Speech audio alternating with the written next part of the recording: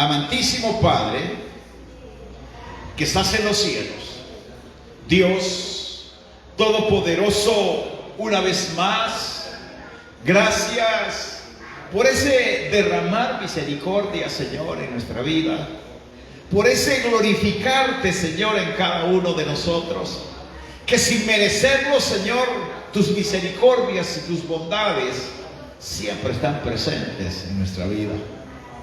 Te ruego, Señor, en esta hora, que tú te glorifiques, Dios, en gran manera, en cada una de estas peticiones, Señor, que están delante de tu presencia en esta hora. Que seas tú llegando, Señor, a cada necesidad, a cada vida, a cada corazón, derramando, Señor, de tu gracia sobre ellos, de tu misericordia, y dándole a cada uno, Señor, esa bendición que ellos esperan. Que glorifiquen tu nombre, Señor, al ver realizada tal petición. Que abran su corazón delante de ti, Señor, y se humillen en agradecimiento por la bendición que tú les das.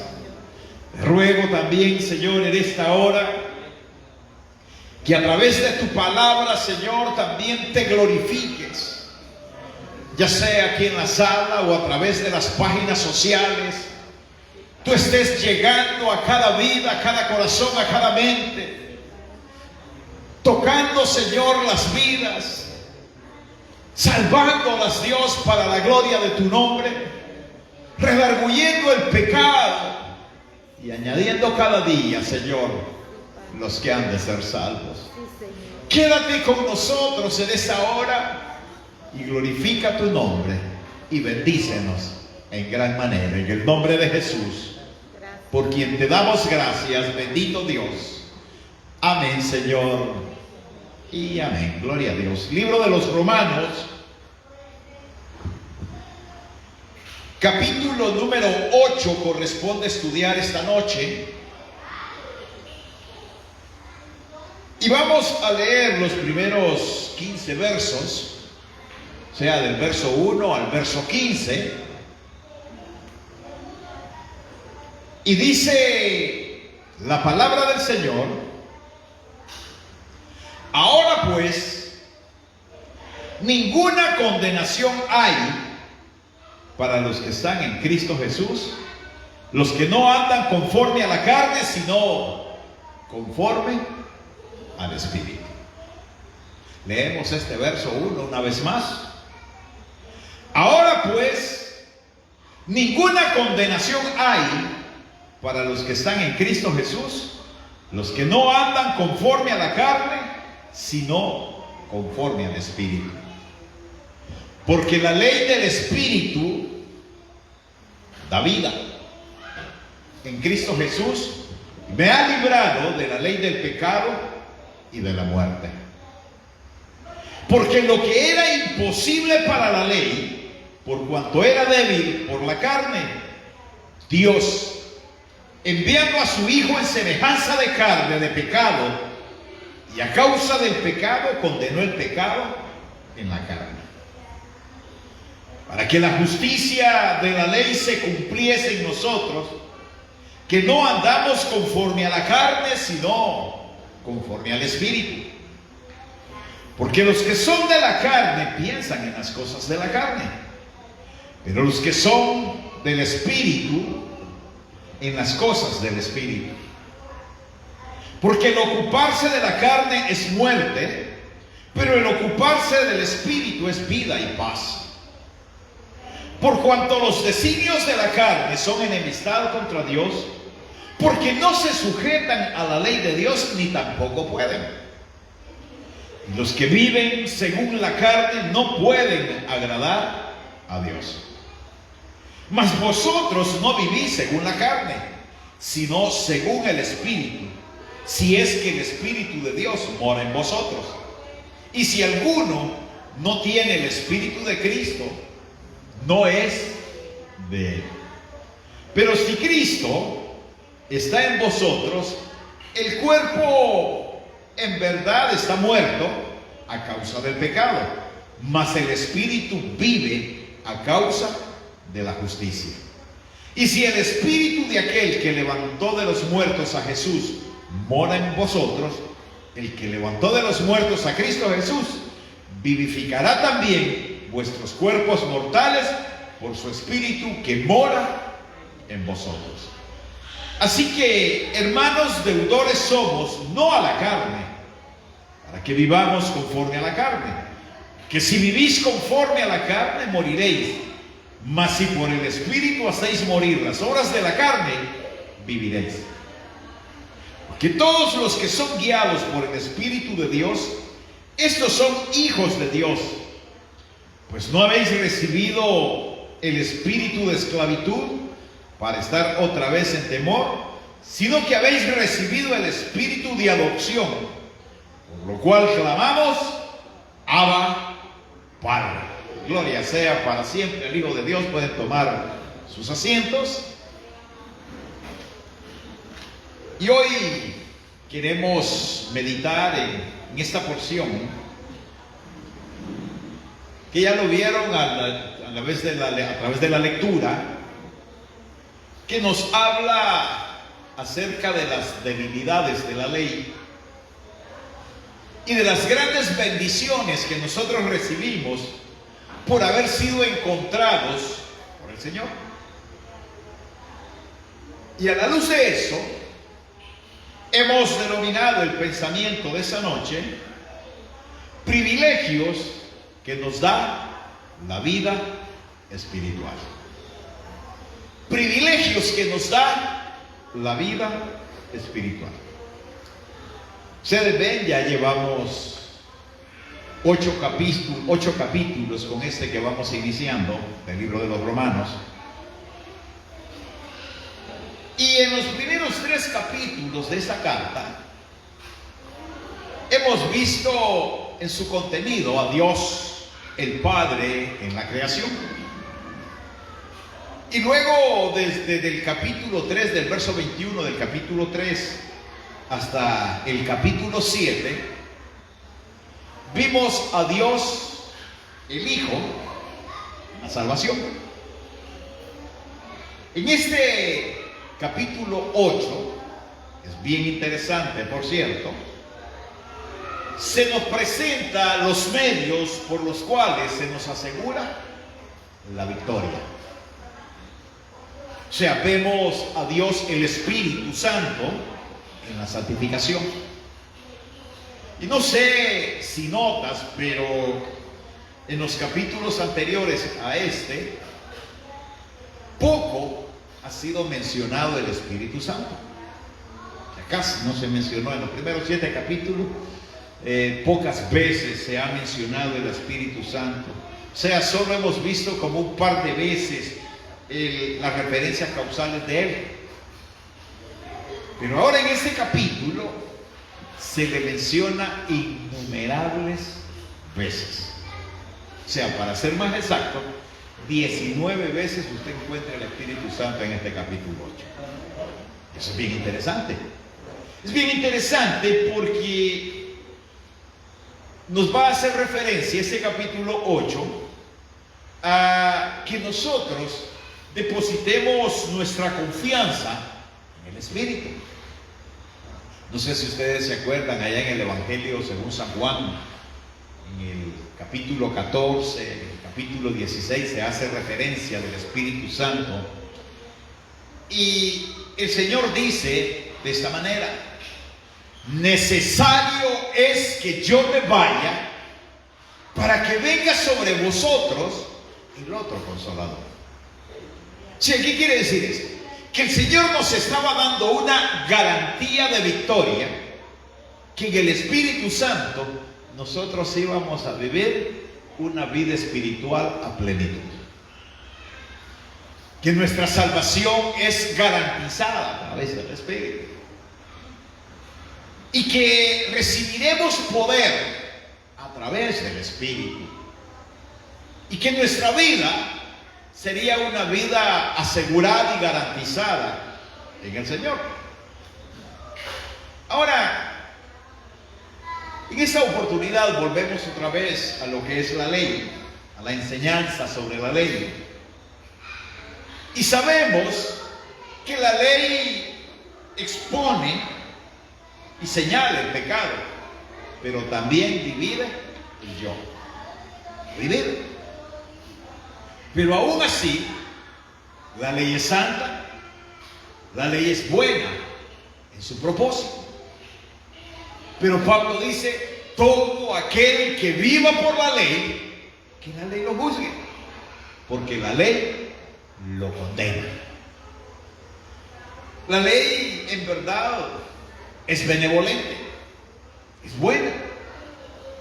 Para los seres humanos, sí se les permite, o sí se les permite actuar. Pero es débil en la carne. O sea, la ley nos hace señalamientos, la ley nos acusa de acciones que están equivocadas para nosotros, pero al mismo tiempo la ley no puede salvarte.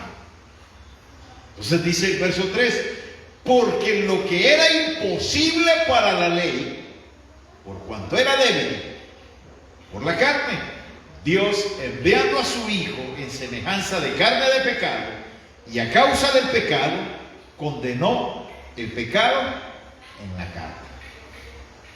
O sea, ese verso 3 nos muestra la debilidad de la ley.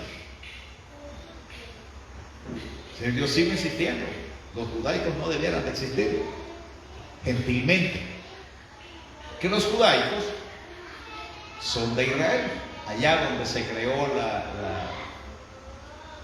el cristianismo judaico.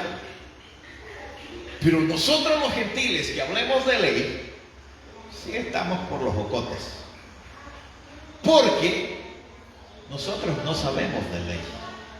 Y si tenemos que vivir como gentiles por la ley nos mata, la ley nos condena, la ley nos hace una serie de señalamientos que nosotros no podemos cumplirlos. Y uno de esos señalamientos serían nuestros alimentos. Lo que nosotros comemos es abominación a la ley. O sea, la ley nos dice que es abominación. Para los que les gusta la gallina y solo la agarran del pescuezo y le dan 2, 3 retorcidas y se muere ahogada, pecado. No se puede comer la gallina de ese modo, según la ley. Pero nosotros no entendemos de eso, hermano. Venga como venga, se la cruza.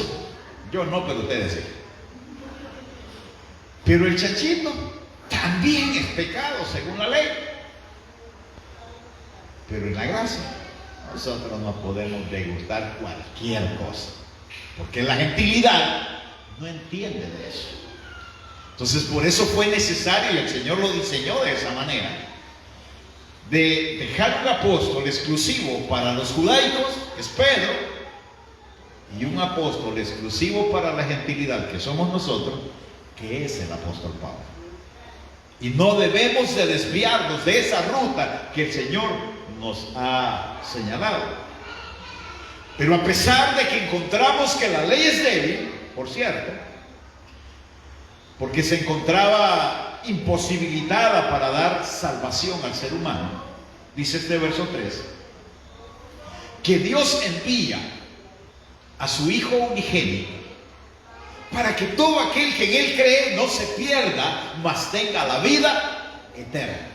Se envió a su Hijo para que Él, dejando su trono de gloria allá en los cielos, donde estaba bien estaba el Señor allá en los cielos, pero Él decide bajar a la tierra, tomar figura de hombre, hacerse parte del pecado, para darle al pecador la victoria, y que cada uno de nosotros en Cristo recibamos salvación y vida eterna. O sea, ya no hay más paga por el pecado, porque ya lo hizo todo Cristo en la cruz del Calvario. ¿Qué quiere decir esto? Que tenemos en Cristo ventajas, privilegios y bendiciones que antes no teníamos. Todos nosotros, independientemente el grado intelectual que puedas tener, la cantidad de billetes que puedas tener en la bolsa o las condiciones que tengas, ya fueran de pobreza o de riqueza, todos estábamos muertos en delitos y pecados. Nuestra condición de pecado era llevarnos a la condenación y hasta ahí estábamos destinados. Pero Cristo toma nuestro lugar en la cruz. Cristo decide Él venir, subir a la tierra, venir a la tierra y subir a la cruz para pagar el precio por cada uno de nosotros. Por eso dice el verso 1, y eso debemos de creerlo fielmente. Ninguna condenación hay para los que están en Cristo Jesús.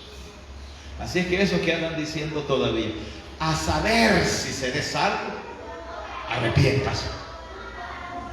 Arrepiéntase. Porque ninguna condenación hay para los que creen en Cristo. Y ese es el regalo maravilloso que Dios da a nuestra vida. O sea, jamás te imaginaste que esa inversión de ¿cuánto pudo haber durado tu oración? 30 segundos, un minuto, donde tú reconociste a Cristo en tu corazón como tu Salvador personal, te estaba dando la victoria más grande de tu vida. Y cuando tú viniste acá, no venías sin pecado, no venías exento de un montón de cosas. Veníamos como llaga podrida delante de Dios. Y así el Señor nos tomó, nos adoptó y nos ha dado vida eterna y vida en abundancia. O sea, no empezó el Señor, no, tú no vas a entrar porque tú has venido andrajoso. No, tú tampoco vas a entrar porque traes llagas. Tú tampoco vas a entrar porque no tenés real. Y empezamos a hacer acepción de personas. Cristo no hace acepción de personas. Así entran los bonitos como su servidor o los feos como ustedes entran al cielo. Amén. Sí, que a ustedes les gusta que su Dios me mire feíto. Pero Dios no hace acepción de personas.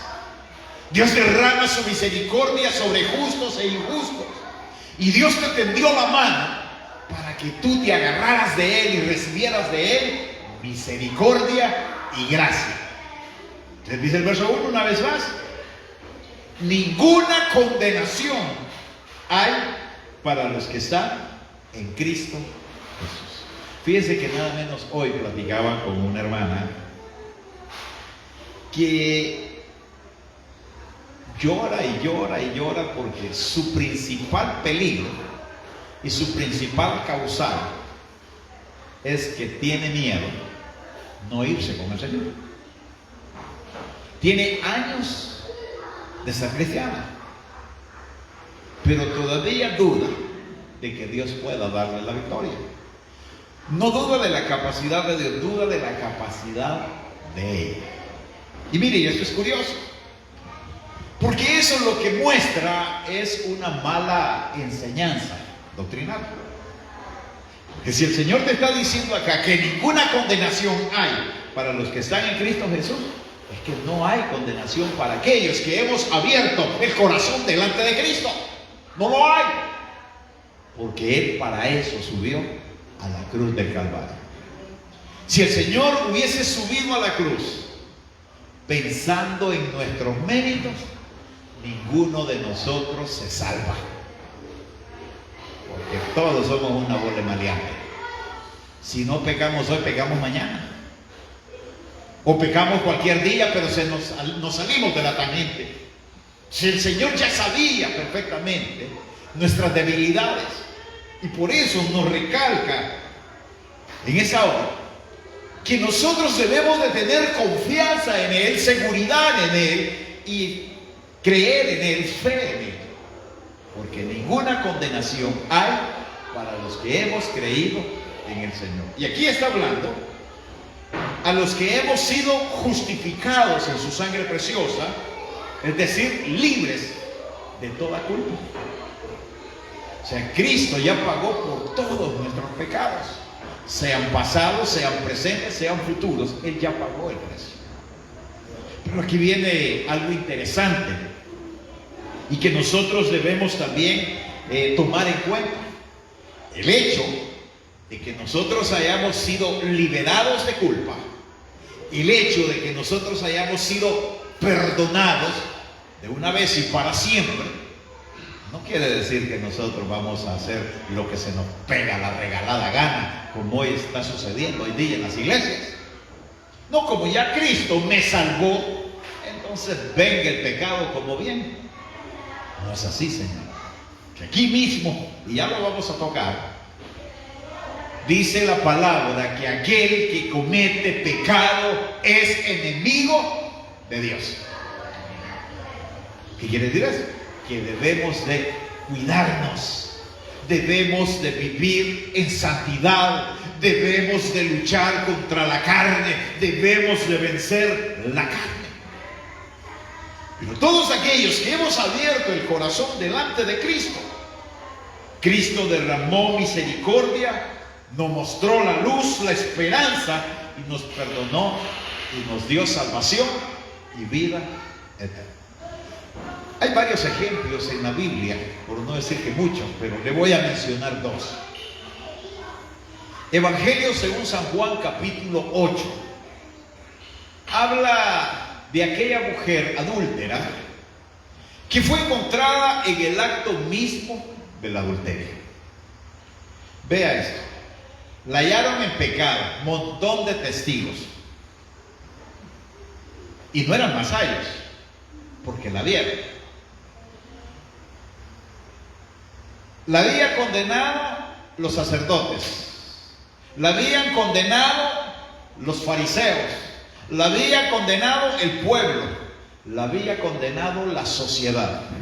Y todavía se la llevan al maestro acusándole de todo pecado y de muerte, para que el maestro también la condenara. Para que el maestro la condenara. Y mientras ellos hacían señalamientos de la mujer, el Señor hacía garabatos en la tierra y solo les escuchaba. Cuando ya habían terminado de hablar, les dijo: tienen razón, porque la ley así lo dice. La ley dice que todo aquel que es encontrado en adulterio sea muerto a pedradas. Levanten la mano los adúlteros. ¿Aló? ¿Cuántos de nosotros seríamos muertos a pedradas por la ley? Pero vino Cristo y les dijo: el que de ustedes esté exento de culpa, lance la primera piedra. Se los confrontó, los hizo que se vieran a sí mismos. Y entonces empezaron a notar que ellos tenían peores pecados que los que había hecho la mujer. Y empezaron a botar las piedras e irse. Pero todavía quedaba ella con el maestro. Y ella lloraba desconsoladamente, arrepentida de lo que había hecho y humillándose a los pies de Cristo.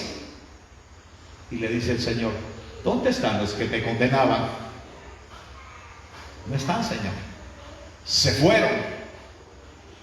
Ni yo te condeno, le dijo. Vete y no peques más. Eso se llama gracia. Eso se llama misericordia. Así como a esa mujer, así nos ha pasado a nosotros también. Si nosotros estábamos destinados a la condenación, pero Cristo nos libertó, Cristo nos dio victoria, Cristo nos perdonó y nos ha dado salvación y vida eterna. Y debemos de creerle al Señor. Yo sé que muchos andan con el dedo así, parecen Montoya señalando a medio mundo, pero no es el hombre que te condena. Es Cristo el que te liberta. Es Cristo el que ha dado victoria sobre ti. Es Cristo el que derramó su sangre preciosa para darte la bendición abundante. En el siguiente capítulo de Juan, capítulo 9, se habla de aquel personaje que nació ciego Y que le preguntaron al Señor, bueno, ¿y este por qué nació ciego? ¿Será que sus padres eran los culpables o él nació culpable? No, le dijo el Señor, no es ni lo uno ni lo otro. Este nació ciego para que Dios se glorificara. Y hizo hizo lodo con saliva y se lo untó en los ojos. Y le dijo al ciego, anda, ve al estanque de Siloé y lávate. Y aquel fue y salió bien, regresó bien. Entonces empezaron los de la restauración cristiana, que les gusta estar señalando,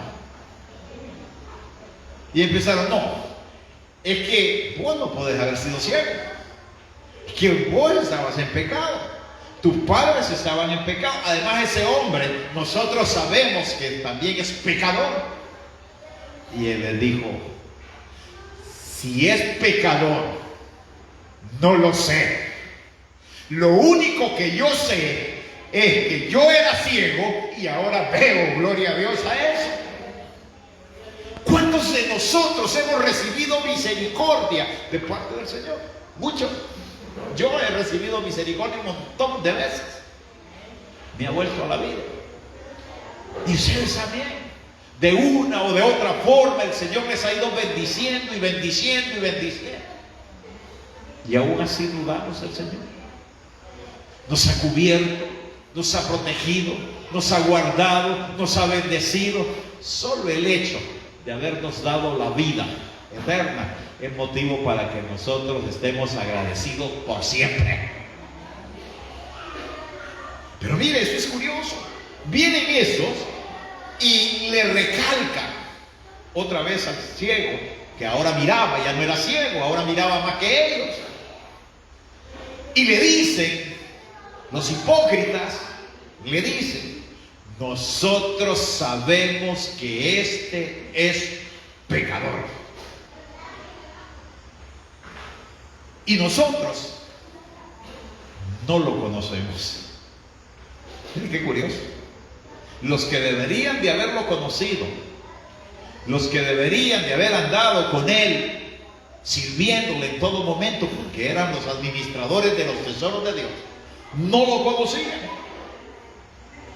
Y él les dijo, esto es lo maravilloso, les dice el ciego, que vos no sepáis quién es él o de dónde sea, pero él a mí me abrió los ojos, derramó misericordia, y por eso doy testimonio que él es la luz del mundo.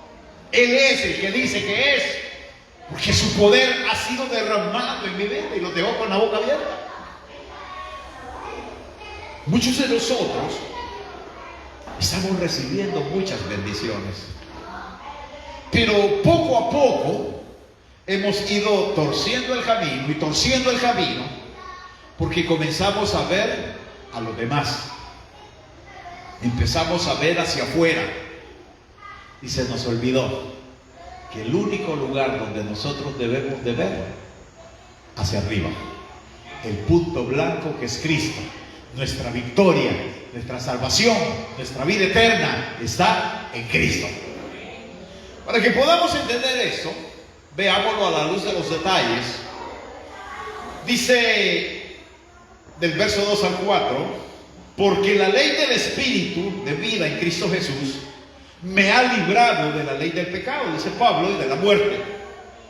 Porque lo que era imposible para la ley, por cuanto era débil en la carne, Dios, enviando a su Hijo en semejanza de carne de pecado, a causa del pecado, condenó al pecado en la carne, para que la justicia de la ley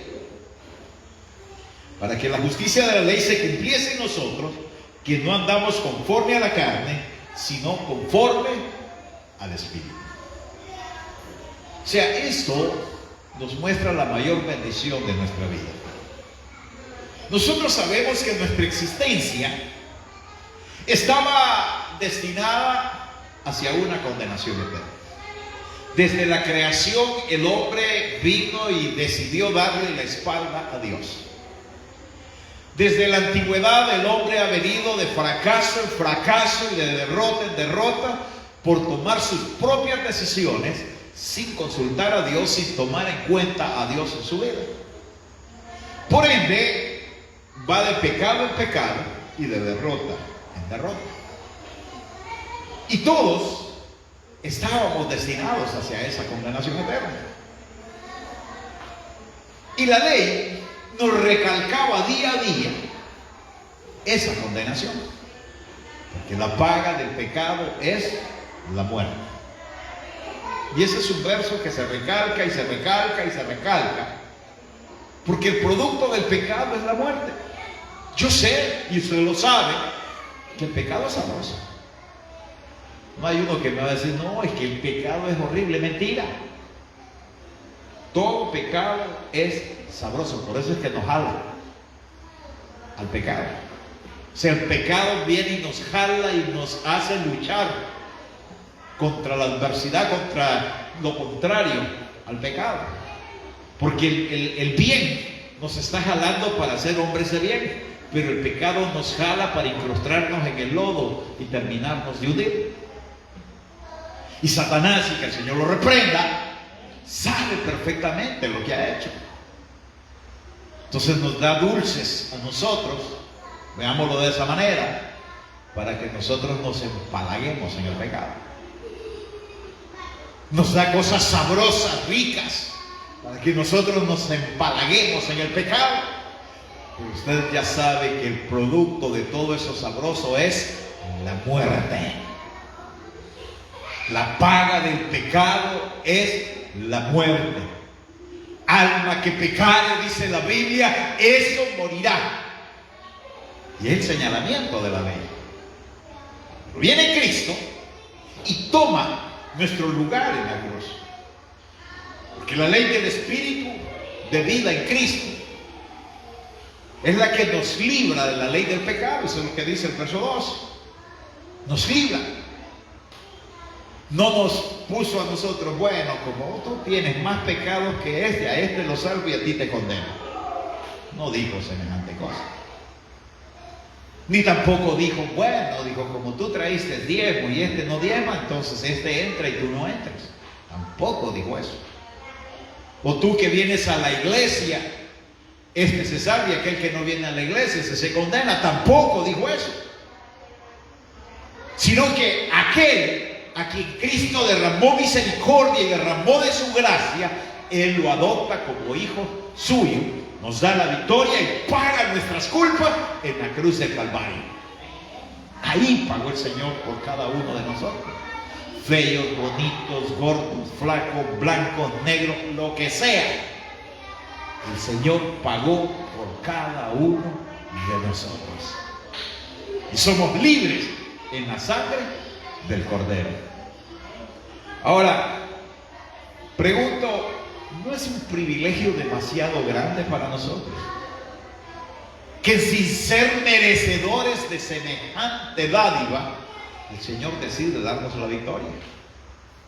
Que sin ser merecedores nosotros de la bendición de Dios, Dios decide enviar a su Hijo para que pague el precio en la cruz del Calvario. Y vea eso. Y aunque el hombre ha buscado por todos los medios y todas las formas el postergarse a la eternidad, no lo ha conseguido. Hasta frases hay. Fulano postergado a la eternidad. ¿Cuál eternidad? No la hay. La única eternidad está en Cristo. La única eternidad de victoria está en Cristo. La única eternidad de salvación está en Cristo. Y todo aquel que viene a Cristo recibe del Señor misericordia. Porque para el ser humano es imposible salvarse. Para el ser humano es imposible liberarse del pecado. Y por ende, para el ser humano es imposible liberarse de la muerte. Y aunque lo empaquen al vacío, está muerto. Y aunque lo tengan, ¿cómo es que le llaman esas tumbas candentes que lo tienen en luz perpetua? Está muerto. No hay salvación ya. No hay nada que se pueda hacer. Es en vida. Nosotros, escuchando a Cristo derramar su misericordia y tenderte la mano, nosotros nos acercamos a Él para que Él se glorifique y nos bendiga en gran manera. Y es aquí donde nosotros, vea esto, debemos de crecer en fe. Que si hubo uno que pagó por nosotros sabiendo que estábamos muertos, si hubo uno que decidió dejar su trono de gloria para que nosotros fuésemos salvos de la ira venidera, debemos de vivir agradecidos con el Señor, porque el día que Él venga a traer su iglesia, con seguridad usted se irá con Él a la eternidad.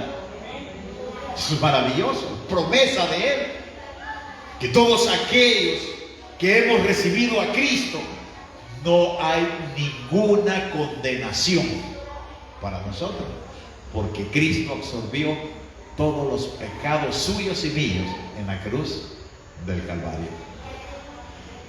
Verso 5 al 8 dice: porque los que son de la carne piensan en las cosas de la carne, pero los que son del Espíritu, en las cosas del Espíritu. Porque el ocuparse de la carne es muerte, pero el ocuparse del Espíritu es vida y paz, por cuanto los designios de la carne son enemistad contra Dios. Porque no se sujetan a la ley de Dios, ni tampoco pueden. Y los que viven según la carne no pueden agradar a Dios. Muchos hemos oído acerca de la libertad que Dios nos ha dado, de esa libertad que hemos recibido por medio de nuestro Señor Jesucristo. Que el que recibe a Cristo recibe el perdón, recibe la salvación eterna de una vez y para siempre. Pero como decíamos en la introducción, cada día vemos como que se ha malinterpretado tal acción, a tal grado que muchos creen que llegar a Cristo es sinónimo de hacer lo que les pega la regalada gana, y no es así.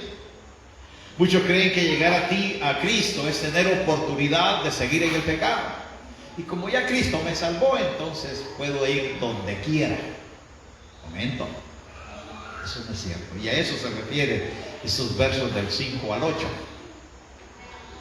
Porque si ya el Señor me dio salvación, yo debo, a partir de ese momento de mi conversión, empezar a luchar por vivir en santidad, por ser obediente al Señor, por seguir los pasos de Cristo, por imitar a Cristo, como decía Pablo: sed imitadores de mí como yo de Cristo. ¿Por qué? Porque el que sigue a Cristo tiene victoria, ese no va a tener problemas. Aunque esté viviendo situaciones fuertes en su vida, porque esas no va a dejar Satanás de enviarte, usted siempre va a salir victorioso. Pero dice el verso 5: porque los que son de la carne piensan en las cosas de la carne, pero los que son del Espíritu, en las cosas del Espíritu. Ahora yo le pregunto a usted: ¿y usted qué piensa? ¿Cuál es su pensamiento? No es que usted sabe que yo estoy en el mundo y la debilidad. Esas son paplinas. Si usted se cuida, se mantiene alejado del pecado. Pero si usted anda buscando la tentación para vencerla, téngalo seguro que se le va a pegar y no va a poder vencer, porque el pecado es fuerte, la tentación es fuerte, y si usted no se cuida, un día terminará embarrado. Pero a mí me da tristeza cuando yo oigo pastores dicen: no, pastor, si yo conozco la palabra, si yo fui pastor de X iglesia, si fue, ahora ya no es nada. Y no es nada porque se descuidó, porque pensó que teniendo el privilegio que tenía, ahora podía hacer lo que le daba su regalada gana.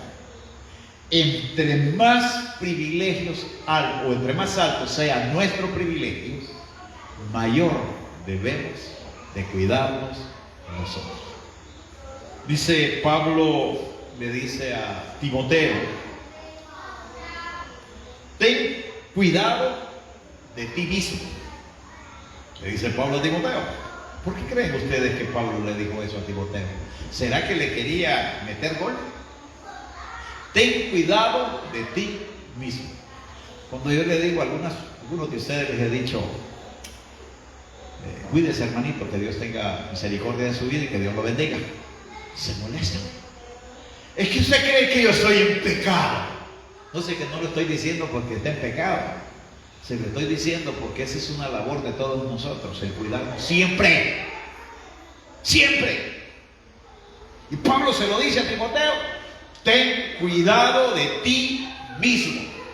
¿Por qué se lo estaba diciendo si Timoteo era un siervo fiel del Señor? Un hombre lleno del Espíritu Santo, entregado a la obra, lo que tocaba florecía. Pero Pablo le dice, ten cuidado de ti mismo. O sea, Pablo se lo está diciendo para que Timoteo no se confiara como se confían muchos de ustedes, que porque tenía un privilegio alto entonces iba a bajar la guardia. No, más fuertes nos ponemos nosotros en el Señor, más fuertes, más seguros, nos cuidamos más, porque Satanás con mayor intensidad va a andar detrás de ti. Aquellos que pierden la dirección, que pierden la brújula, que pierden el horizonte, es porque en un momento determinado dejaron de sujetarse, dejaron de poner su mirada en Cristo, dejaron de hacer las cosas que tenían que hacer, y entonces empezaron a ver a los demás, a ver defectos en los demás. Mire, eso es dañino, eso no lo hagan. Eso es darle viendo las galladas a nosotros. Eso no es bueno, porque tú te acostumbras a ver a los demás y dejas de verte a ti mismo. Y yo no voy a ir al cielo por usted, ni Dios me va a decir cuando esté delante de él, mira, vos no vas a entrar porque como no te fijaste en los demás, solo te fijabas en ti. El Señor le va a preguntar a cada uno por uno mismo. Lo que hiciste, lo que no hiciste, lo que debiste haber hecho, dónde caíste, dónde te levantaste. Y eso es lo que nos va a preguntar el Señor en aquel día. Y tendremos que responder con sinceridad, ya que aquí no lo hacemos, allá sí lo vamos a hacer. La carne tiene que ser sujeta al deseo del Espíritu. Nosotros debemos de ser sujetos al Espíritu Santo. Y usted es testigo fiel del Espíritu. Cada vez que usted quiere torcer su camino, está el Espíritu. Momento, detente, lo que vas a hacer no es correcto, y empieza a hablarle al oído, y empieza a motivarlo de una manera tal que usted se sienta raro, para que no peque.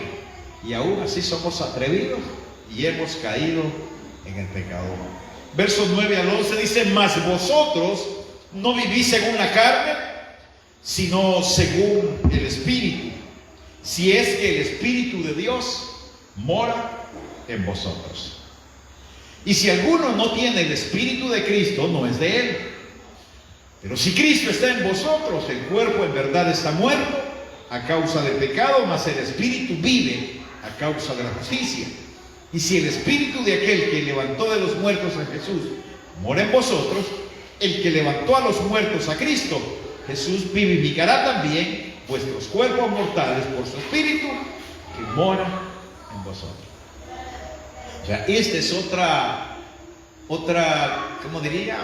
Otro regalo de Dios para nosotros, otra promesa de Dios para nosotros. Los que somos hijos de Dios, somos templo y morada del Espíritu. Si alguno no siente al Espíritu, preocúpese y empiece a clamarle al Señor para que el Señor lo use como templo. ¿Por qué? Porque el Señor sabía perfectamente de que nosotros como seres humanos somos débiles. Cualquier cosita nos hace caer, especialmente a los varones. cualquier escoba con falda nos pone boca abajo a nosotros. Nos hace caer. Cualquier cosa nos hace caer porque somos débiles. Pero el Señor, sabiendo eso, Él previó y garantizó tu vida. Y por eso nos dejó el Espíritu Santo. Él dice: Él os enseñará todas las cosas. Él redarguirá el pecado. Y como el Espíritu Santo redarguye el pecado, por eso tú a veces te sientes raro. Y es porque Él ya sabe el pensamiento que tú tienes, y por eso quiere dejarte entronado en la línea recta que Él te ha señalado. Pero como nosotros ya empezamos a caminar como el cangrejo de lado, entonces empezamos a vivir experiencias negativas, y el Espíritu Santo está exhortándote que te vuelvas al camino. Cuando tú sientas que en tus debilidades estás cambiando de ruta, clámale al Señor. Pídele a Dios que te fortalezca. Pídele al Señor que te llene de su Espíritu, que te guíe y que te oriente.